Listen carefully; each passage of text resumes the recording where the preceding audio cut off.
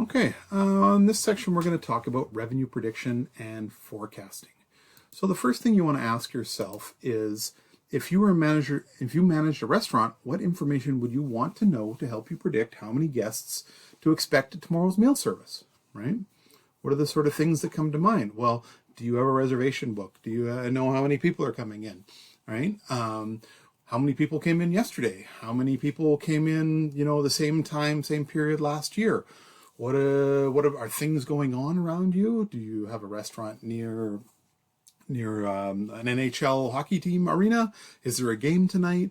There's a whole bunch of information that you need to know in order to be able to forecast properly, right? So the first step that we have is we collect as much historical data as possible. So we're going to go to, what did we do last year? Are we looking at a special event? Is this a Mother's Day, for example? How many customers did we have for Mother's Day last year or the year before? Is there a trend? And we're going to talk about trends in an upcoming video. Are we trending up or are we trending down, right? So what have we done in the past? What has happened in the past, right? Historical data, hard numbers, qualitative numbers, right? So we're going to take those numbers, or we're going to adjust them using rolling averages and trends. And I said we're going to talk about trends in another video, rolling averages as well. So we're going to take that historical numbers or quantitative numbers, and we're going to apply what's happening. What are our averages looking at? What are our trends are doing? We're going to make further adjustments using qualitative factors to create our final forecast.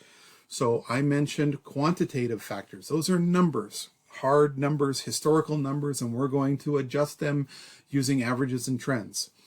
Qualitative factors are outside other influences. What's the weather like? Is there a hockey game? Is there a concert going on? Is there construction in front of our restaurant?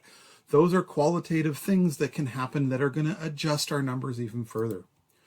Once we've got our numbers, we're going to have the day and we're going to record our numbers so that when you get to this point next year, we have that historical data.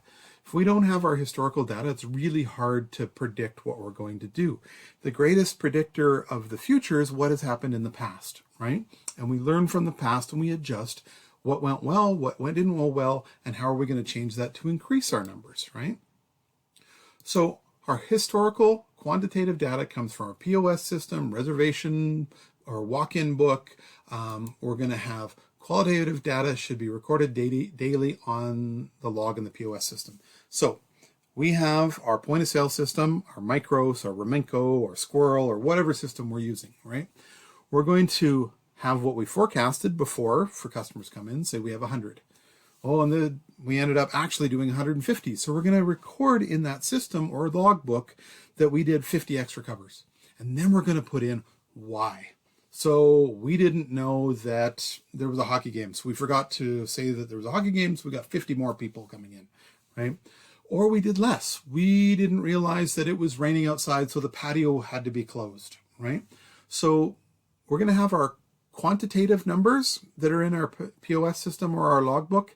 And then we're going to say, why did those numbers happen, right? What was going on? What was the weather like? What events were going on, right? All sorts of qualitative data, like I mentioned, weather, special events, conventions, holidays, construction projects, complete competition changes. Did a restaurant open up right next door to us?